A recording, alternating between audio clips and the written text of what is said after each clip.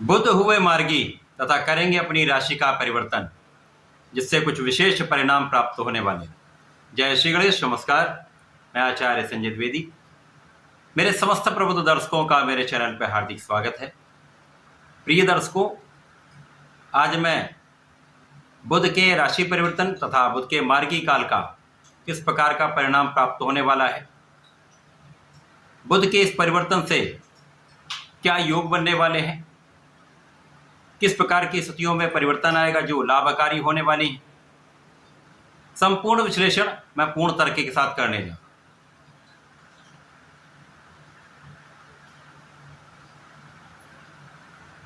बुध जो 9 ग्रहों में युवराज है, एक सेंसिटिव प्लेनेट है, क्विक रिस्पांस प्लेनेट इन्हें कहा जाता है, क्योंकि ये अपना संपूर्ण प्रभाव अति शीघ्र प्रदान कर देते हैं। इसी प्रकार से सेंसिटिव इसलिए है, जिस ग्रह के साथ ये होते हैं अथवा उसके दृष्टि के प्रभाव में होते हैं, उसी प्रकार का ये परिणाम प्रदान करने लगते हैं। अब बुध जो अपना संपूर्ण प्रभाव अति शीघ्र देते हैं, चाहे वो अच्छा परिणाम हो अथवा वो नकारात्मक परिणाम, संपूर्ण प्रभाव अति शीघ्र दे देते हैं। यदि स्थितियों का अवलोकन करें तो आज के समय में जो बुध का गोचर चल रहा है वो कर्क राशि में। कर्क राशि चंद्रमा की राशि है, जहाँ पर ये मित्रवत भाव में नहीं होते हैं, निर्बल होते हैं।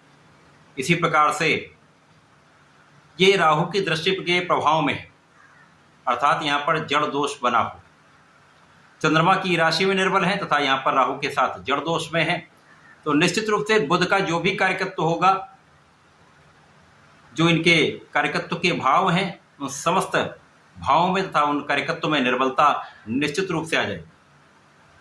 अब बुध एकमात्र ऐसे ग्रह हैं जिनका इस संपूर्ण जगत में समस्त क्षेत्रों में अपना प्रभाव है। इस पूरे जगत में कोई ऐसा कार्यक्षेत्र नहीं जहां पर बुध का प्रभाव ना हो, या बुध के बिना कोई कार्यकत्व, कोई कार्यक्षेत्र संभव ही नहीं। व्यापारिक भाव के कारक ही बुध हैं, वाणी बुद्धि के कारक बुध हैं, कैलकुलेशन गणना के कारक बुध हैं, मैथ स्टैटिस्टिक्स के कारक बुध हैं। जहाँ पर आप प्लानिंग करते हैं, जहाँ पर आप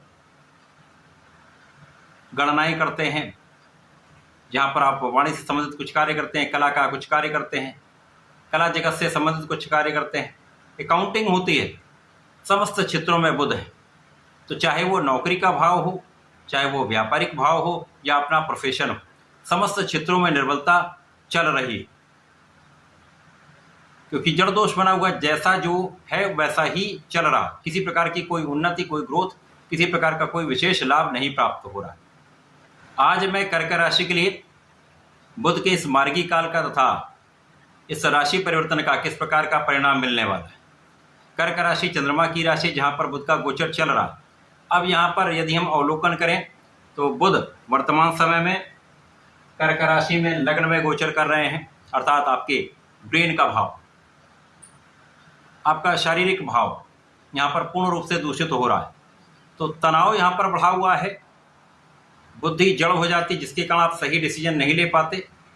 जहाँ पर आपको जो कार्य करना चाहिए, जिस समय पे कार्य करना चाहिए, उस समय पे आप वो कार्य नहीं कर पाते हैं, जिसके कारण उतना लाभ भी नहीं ले पाते।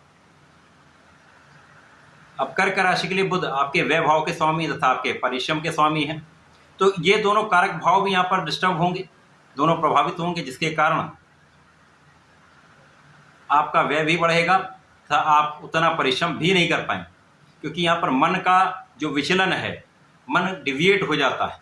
तो जब मन डिविएट हो जाएगा तो आपका किसी कार्य में ठीक ढंग से मन नहीं लगता, पूर्ण मनोभाव से आप वो कार्य नहीं करते, तो सफलता भी उसी प्रकार से मिलती है। अनावश्यक व्यय हो जाते हैं, जिसके कारण तनाव बढ़ जाता है। कुछ विवाद की संभावना बढ़ जाती है, जिसके कारण तनाव हो जाता है। बिना कारण यात्राएं होती हैं जो थकान वाली होती हैं, स्वास्थ्य समस्याएं उत्पन्न करती हैं। तो इन समस्त चीज़ों से कर्क राशि के जातक जूझ रहे हैं, परंतु जब ये मार्गी होंगे, अर्थात इनका गमन आपके लग्न से द्वितीय भाव की ओर हो जाएगा। अब द्वितीय भाव में जो राशि है वो सिंह राशि, जो सूर्य की राशि, अत्यंत बलवान राशि है। बुध और सूर्य का मित्रवत भाव है, जहाँ पर सूर्य का गोचर चल रहा है।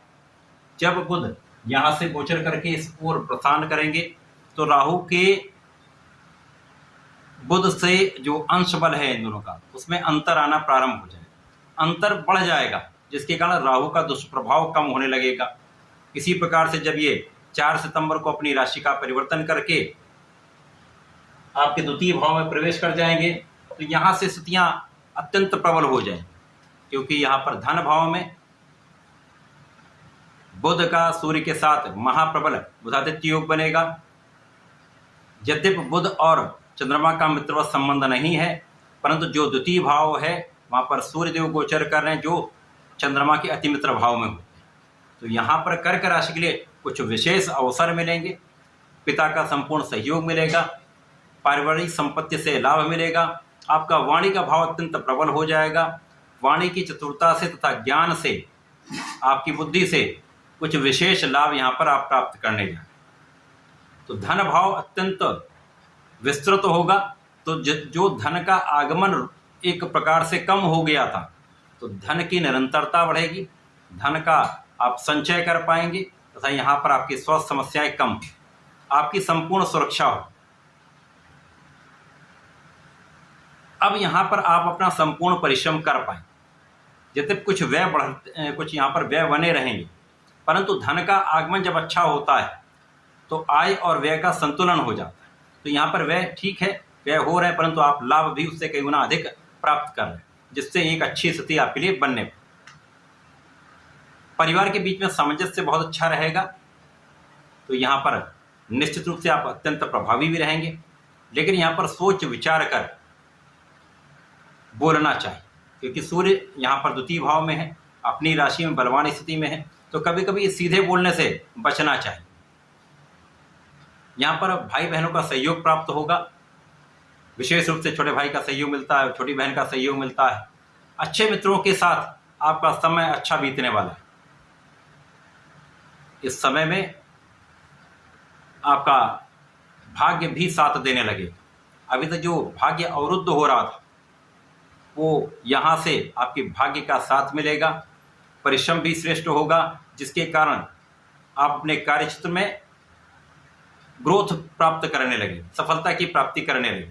तो जो धन नहीं प्राप्त हो पा रहा था अथवा परिश्रम का पूर्ण लाभ आपको नहीं मिल पा रहा था, जिसके कारण तनाव बढ़ रहा था, वो दूर हो।